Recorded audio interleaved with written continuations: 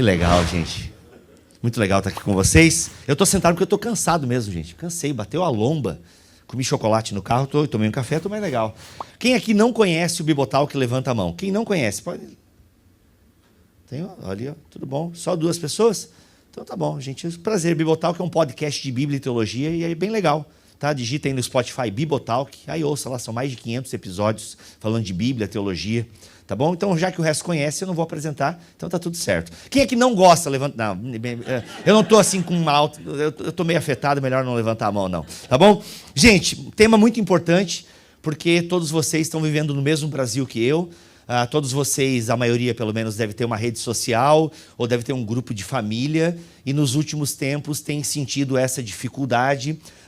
Talvez vocês conheçam pessoas que estão trocando de igreja por motivos que não são teológicos, mas por motivos ideológicos, enfim, por vários motivos que não são mais uma discussão bíblica sobre determinada doutrina, sobre essa ou aquela, e realmente...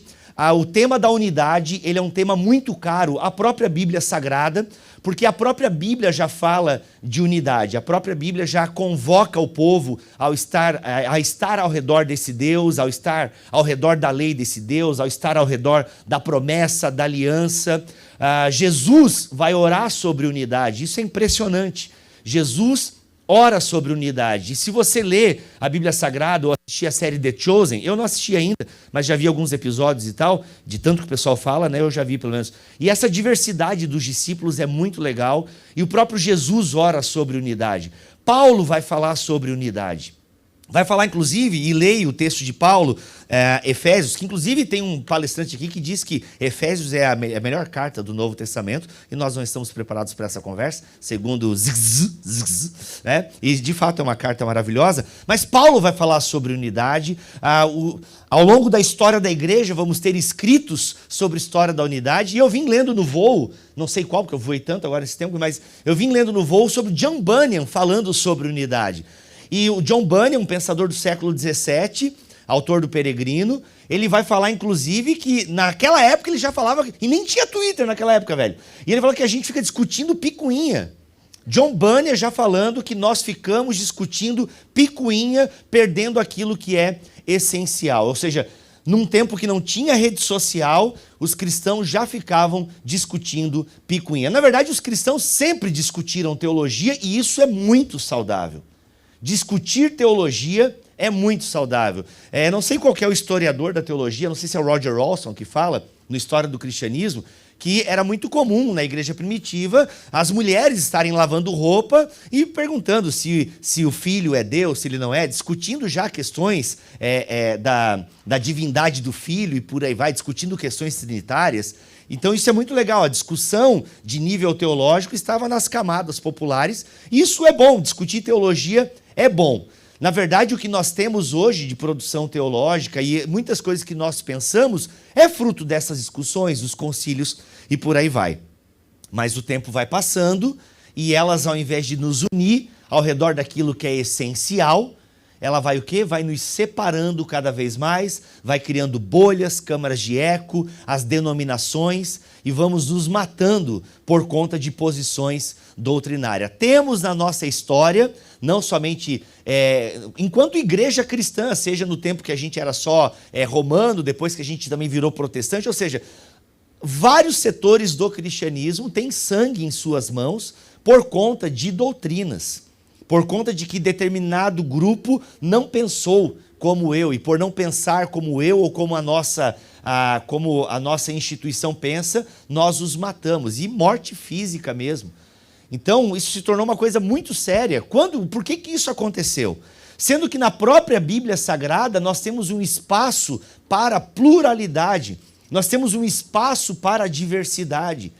Quando você vai estudar, seja a teologia do Antigo Testamento, a teologia do Novo Testamento, é assustador o nível, assustador para nós, né, com essa mente muito ortodoxa, fechada, engessada, mas a gente não consegue entender a elasticidade doutrinária que há dentro do próprio Novo Testamento, para ficar só no Novo Testamento.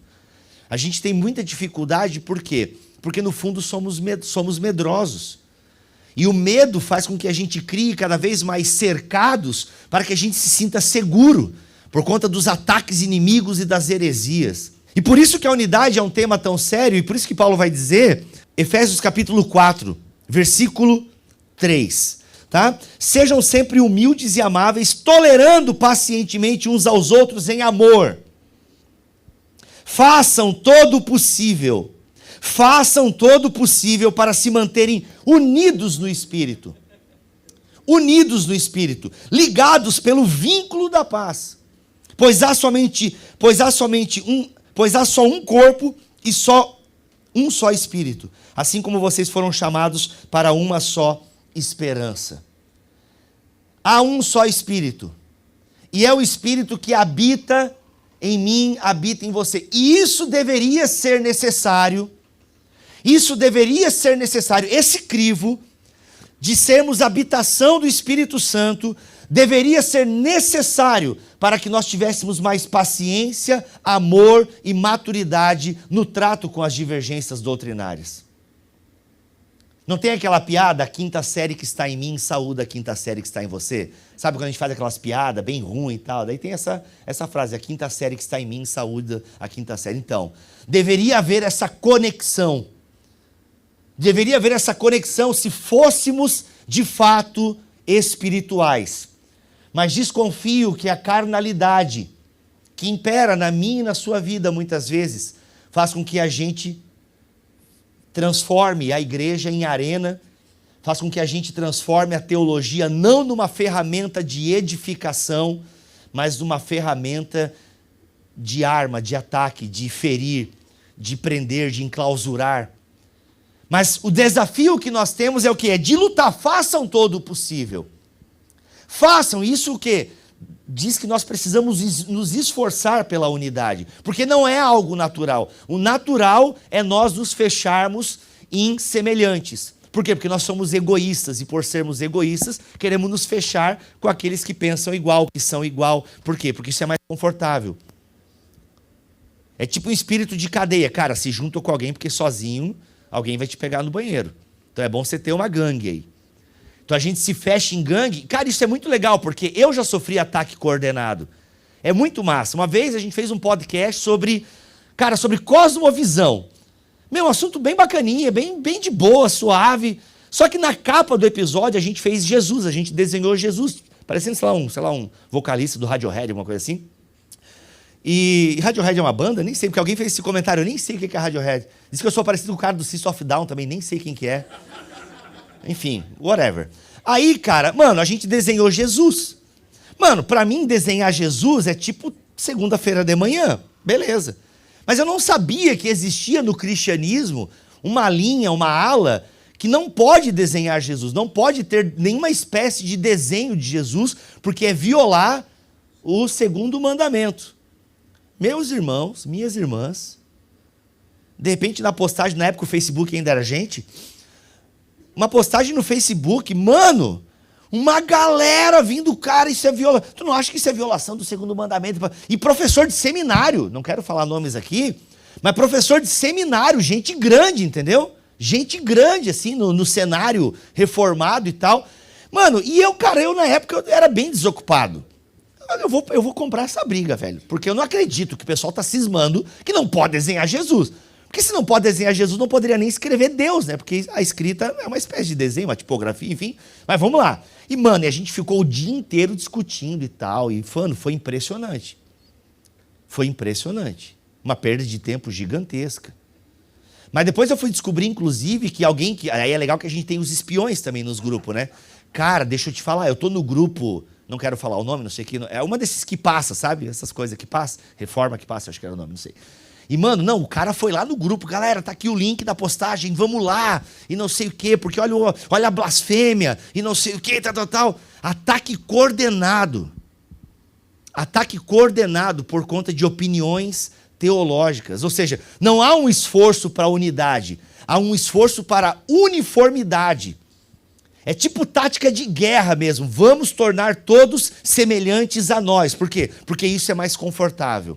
Porque o diferente, ele é estranho. Por exemplo, filho seria muito bom. A gente tem um filho que é mais legal, que é mais calmo, deu menos trabalho.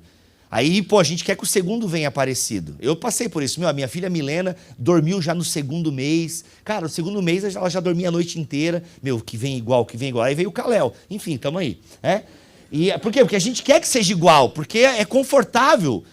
Ainda mais ser igual a nós. A gente quer. Nós temos a estratégia, sabe, de querer fazer as pessoas cópias da gente.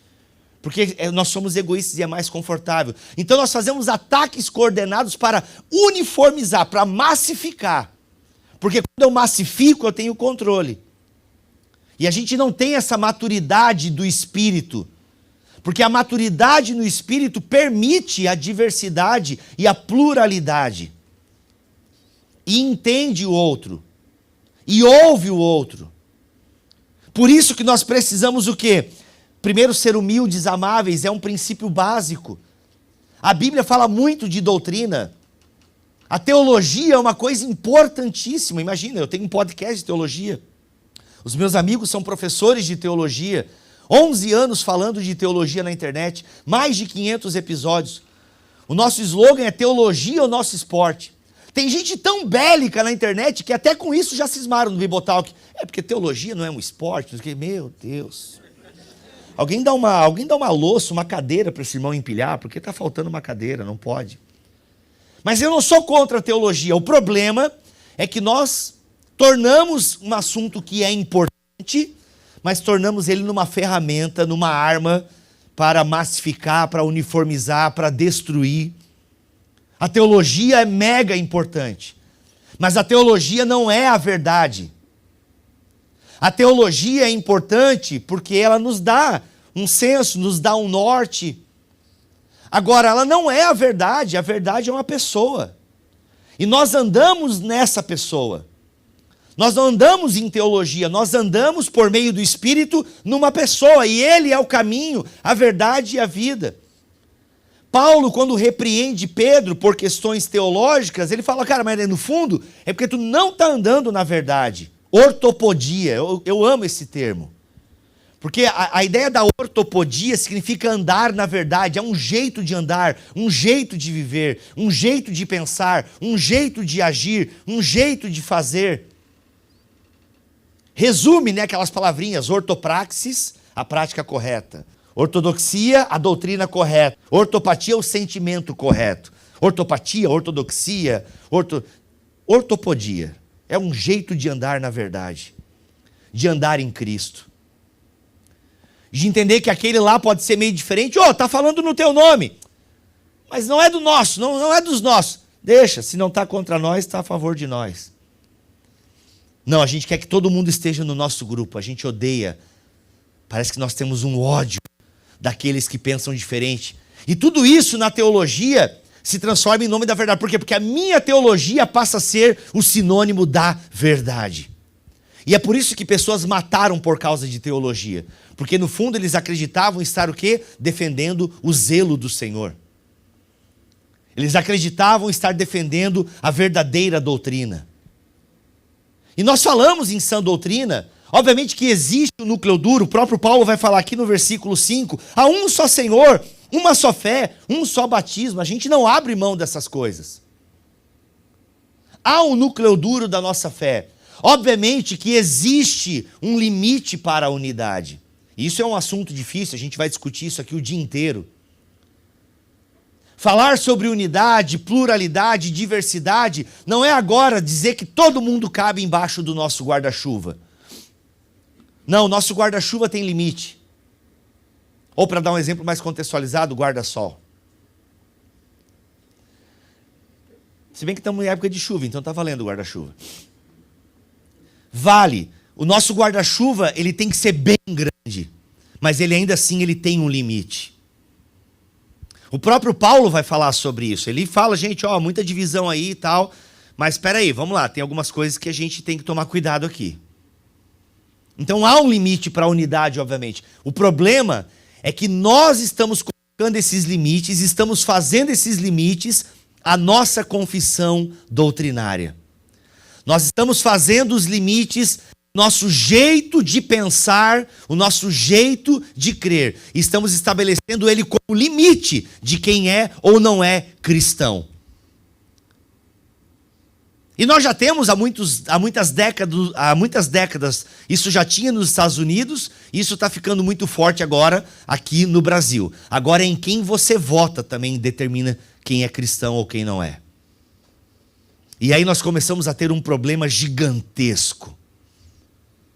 Porque além da teologia, ainda está um pouquinho ligada à Bíblia. A teologia ainda, de certa forma, está ligada à Bíblia. Agora, quando eu começo a colocar espectros políticos para dizer quem é ou não é cristão, aí nós começamos a ter sérios problemas.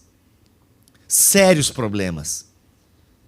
E é muito interessante porque pessoas que defendem, e eu imagino que a maioria de vocês já passou por isso, ou vê isso, ou talvez você seja uma pessoa que acredite dessa maneira. Não, cara, se é crente, tem que ser dessa linha. É impossível uma pessoa que se diz cristã votar no fulano ou na fulana. Essa frase é extremamente complicada.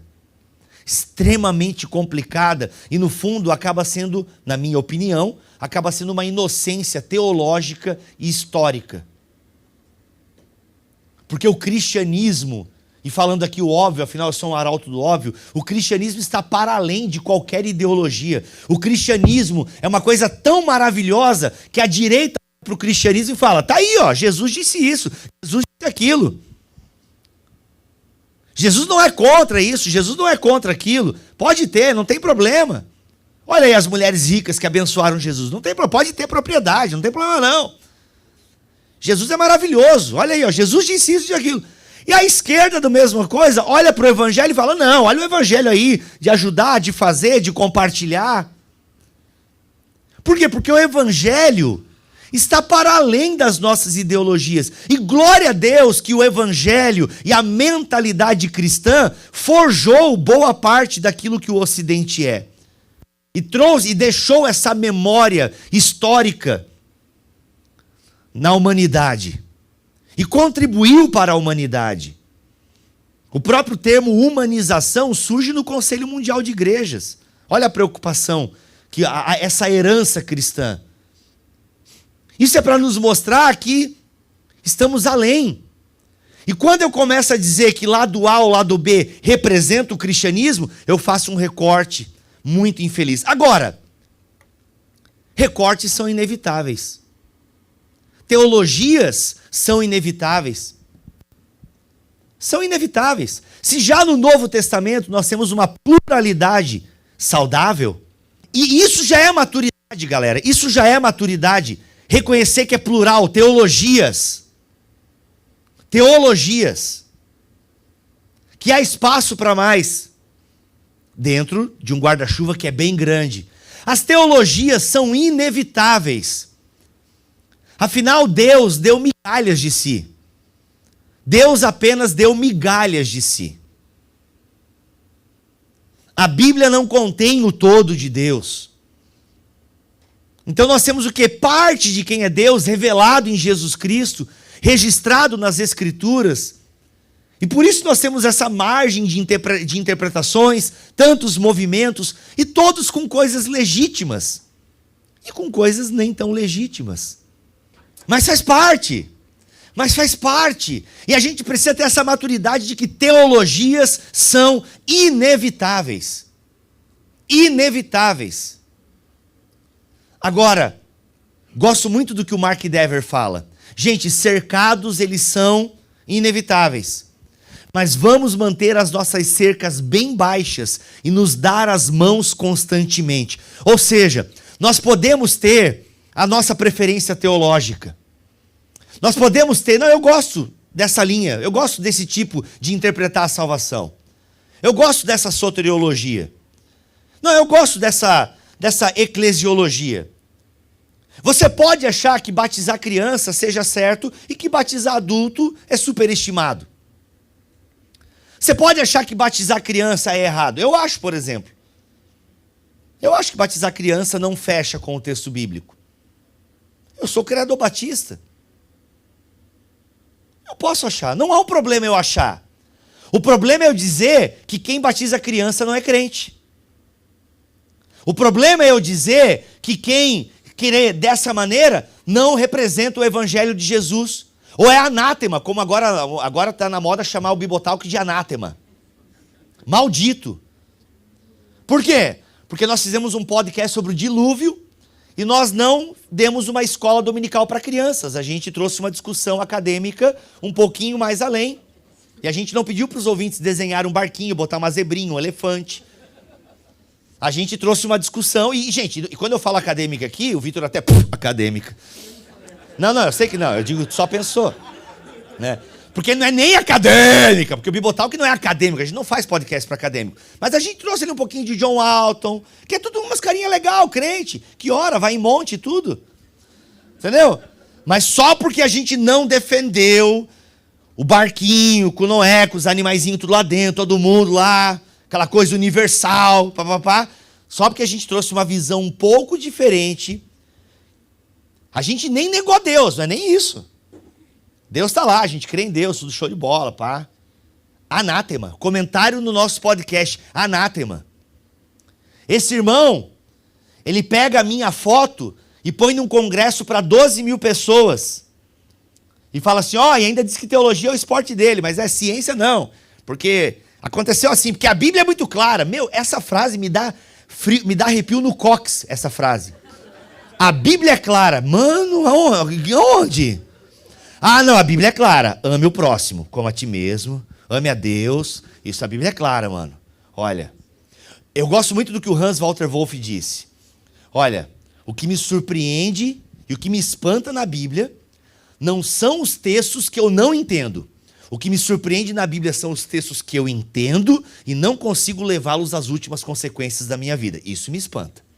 Então, amar o próximo, amar, ser respeitoso, lutar pela unidade, isso está claro. Agora, você dizer que alguma... Não, porque está claro. Não, foi aqui, ó. É que o dilúvio foi assim, aconteceu assim. Porque não pensar isso é anátema. Faz uma mistureba. Expõe a gente, e comenta anátema, e põe no congresso com 12 mil pessoas, e fala mal. E tem meu WhatsApp. Então, isso não é legal. Você dizer que nós somos malditos, porque a gente pensa diferente numa questão do dilúvio. Do dilúvio. Não, e é interessante que as pessoas elas são tão fechadas na sua jaula teológica, que aí a gente lançou um podcast sobre ressurreição. Um dos primeiros comentários. Tá, mas vocês acreditam que Jesus ressuscitou mesmo?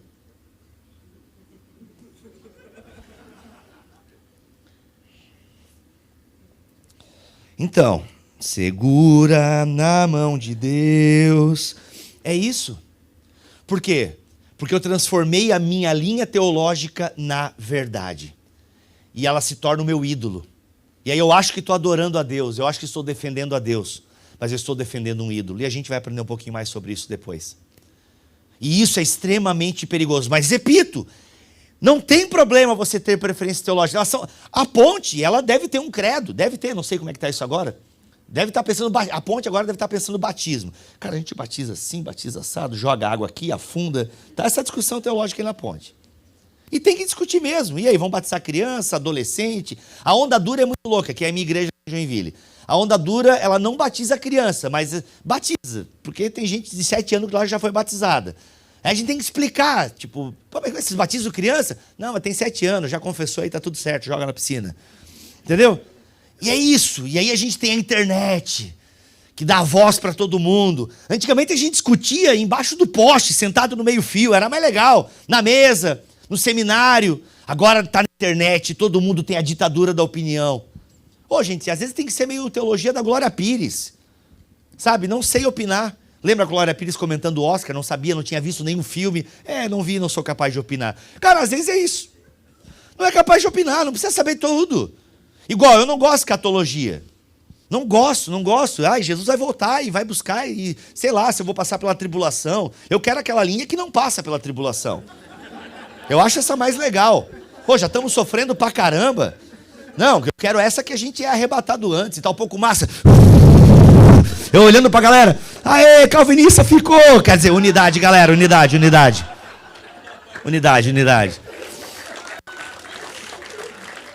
Entendeu? Eu quero essa, eu quero assim, mano, beleza, pode ter, é legal você ter uma posição doutrinária, muito bacana, mas ela não é a verdade. Gente, quanto mais eu escuto gente inteligente, assim, sabe, olha o fenômeno que louco, velho. Olha o fenômeno que louco. Tem aquela pessoa assim que tu acha top. Mano, esse cara é inteligente, ou essa mulher é inteligente. E tu baba, a pessoa botou um tweet do meu, pá, top, corte, like. Aí tu encontra outra pessoa mega inteligente que começa a falar dos erros daquela pessoa inteligente. Tipo, não, porque a teoria daquela que aquela pessoa defende lá tem esse furo e esse furo, daí tu... É que tu já se sente burro, aí tu... Não, é isso aí, não é verdade? Aí tu já vai lá, tu já tira o like, né, porque... Entendeu? Tu tá rindo, né? Porque aconteceu no banheiro do aeroporto. Né? Aí, mano, é que aconteceu com ele agora. Foi assim, é caso recente isso. Né? E isso é muito legal. Não, mano, é legal. Tu sabe que tá meio lesado. Né? E aí, velho, o que acontece? Isso é muito legal, sabe por quê? Sabe o que isso me diz? Sabe o que isso me diz? Porque tu tem aquela teoria que tu acha top. Aí vem o outro cara que tu acha top e fala, não, mano, mas o problema lá é isso e aquilo e tal. Entendeu? Cara, é isso, mano. Todo mundo tem telhado de vidro. Ou seja, toda corrente teológica, todo pensamento, toda ideologia tem uma agulhinha que pode ali. Então é pra gente ficar baixinho mesmo, entendeu? É pra gente ficar pianinho, por quê? Tá filmando isso aí, irmão? Não põe na internet, pelo amor de Deus. Tá? Na internet eu já me incomodo demais. Aqui eu tô me sentindo em casa. Aqui a ponte é a minha primeira e segunda igreja. Tá? Então, por favor. Então, o Lipão não fala isso. Não corta essa parte aí. Tá? Não, ele sabe. Eu vou com a camisa da ponte lá pra igreja. Tá? Ei, claro, dessa... Ô Zé, cuidado, não sobe no púlpito aqui. Tá? Então, assim, isso é para mostrar para nós. O Cacau falou uma coisa muito interessante, uma vez que eu acho sensacional. Que ele falou assim, olha, Deus não deixou, na discussão calvinismo e arminianismo, que essa já tá meio demodê, meio degradê, essa discussão já tá meio degradê, tá? Mas Deus não deixou nenhum argumento matador, assim, tipo, aquela assim que o Vailate chega no Vejam Só, olha pro Gran Sonato e fala, tchá, no grego, tchu, pá, pá. Não tem, entendeu? Não tem, porque tu vai no Vejam Só, pra quem não sabe quem é Vejam Só, é um programa de velho que a galera discute teologia. Aí, mano... Aí todo mundo lá cita grego. Não, porque no grego prognóstico significa isso, que antes, que vem depois, que não é que Deus elegeu. Aí o arminiano, não, porque no grego prognóstico da derivação do neutro, que não sei o que, tal. Aí o calvinista, não, porque no hebraico que vem, que dá Septuaginta. Cara, e todo mundo sai de lá calvinista, outro sai, quem é calvinista continua calvinista, quem é arminiano continua arminiano, e todo mundo se berrando, se matando, tal. Não tem um argumento matador, sabe, assim, tipo, pá! Não tem. É igual o calvinista novinho, esse é mais o calvinista novinho, que ele olha para o arminiano e fala, Romanos 9! É um capítulo da Bíblia bem bacana. Tá, qual é o teu problema com Romanos 9? Não, porque, pá, elegeu! É, bem de boa para nós aqui. Bem de boa. Né? Então, assim, isso é uma infantilidade. Porque todas as teologias devem ser feitas a lápis e terem a humildade para apagar quando melhorou, quando pensou, quando amadureceu um argumento. Cara, se você ouve o André Heinck falando do desenvolvimento da teologia do Antigo Testamento, como o povo vai recebendo a revelação, ou vai entendendo a revelação, ou vai reagindo ao que Deus falou conforme a sua história vai avançando, conforme eles vão perdendo, conforme eles vão pecando. É maravilhoso. É só você ler os 10 mandamentos em Êxodo e ler os 10 mandamentos em Deuteronômio. Já tem uma diferença ali do porquê da guarda do sábado. Isso já reflete o quê? Uma maturidade teológica, um avanço. E nós precisamos o quê? A gente precisa ser mais crente, mais espiritual. Para que o Espírito que habita em mim reconheça o Espírito que habita em você. Então, gente, nós precisamos o quê? Dessa espiritualidade.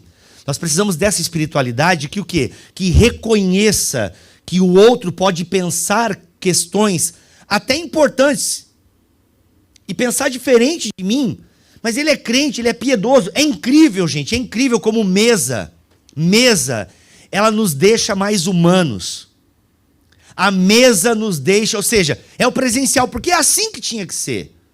Às vezes eu não sei por que Deus, na sua soberania, ele não pensou alguma coisa assim, tá, crentes em tempo de internet, assim, sabe? Já que João deu umas viajadas, por que ele não botou assim alguma coisa com internet, como a gente agir? Porque talvez não precisasse, enfim. Por quê? Porque a internet despessoaliza demais.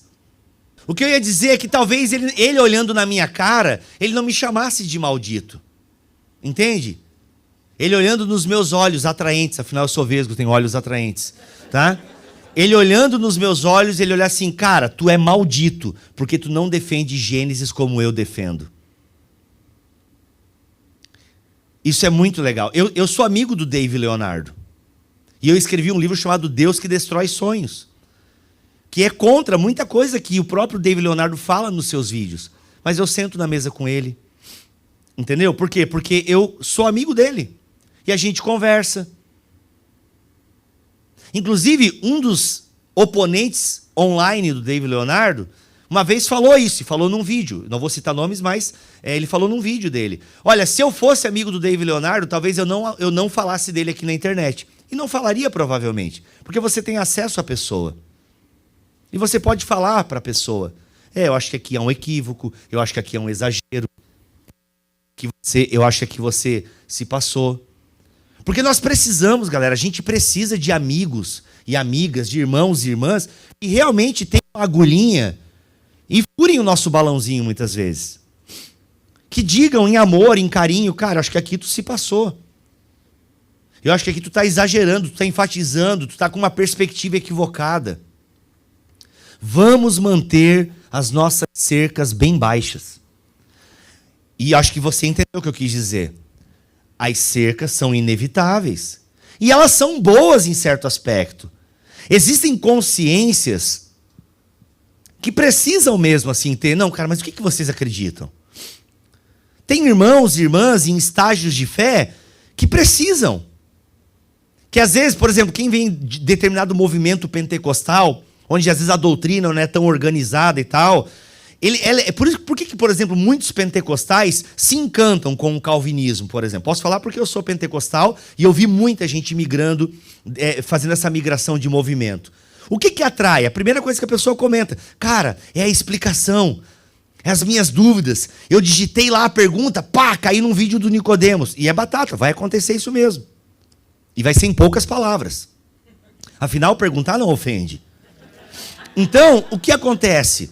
Isso é um mérito mesmo, é um mérito dos reformados que entenderam desde muito cedo a povoar a internet de conteúdo. E parabéns mesmo, gente. Quando a internet ainda era discada, já tinha aquela página do monergismo lá, aquela página estática. Você buscava lá no KD, caía no monergismo, cara. Só não vamos dizer que o outro é endemoniado porque não está dentro da nossa cerca, só isso. Não, o outro não é de Jesus, ele não fala chibolete, ele fala cibolete. Entendeu? Só não vamos ficar criando cercas muito altas, muros, prisões. E se é para sermos uma ponte, não é para que as pessoas atravessem para o nosso lado, mas é que é para a gente possa conversar. Porque as pessoas querem criar pontes para fazer proselitismo teológico. A gente cria a ponte e vem para o meu lado, aqui é o lado certo. Não, vamos criar ponte para poder olhar o outro lado e conversar. Porque nós precisamos lutar por essa unidade. Precisamos o quê? Nos esforçar. E Jesus orou por isso. Então eu acredito na unidade. Porque o próprio Jesus orou por isso. Isso é uma coisa cara para a Trindade.